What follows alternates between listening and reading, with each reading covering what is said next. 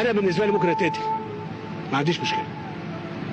ايوه انا بقول لكم كده، انا مستعد اتقتل وهقابل ربنا، وهقابل ربنا باللي انا عملته.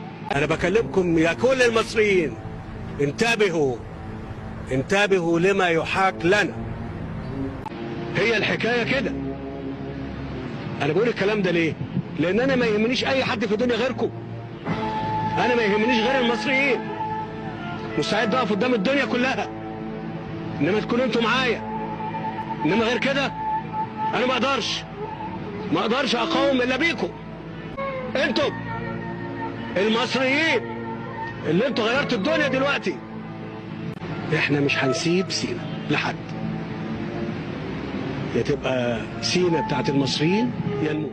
مصر بتخوض حرب وجود، ده معناه ان احنا يا مصريين كلنا على قلب رجل واحد.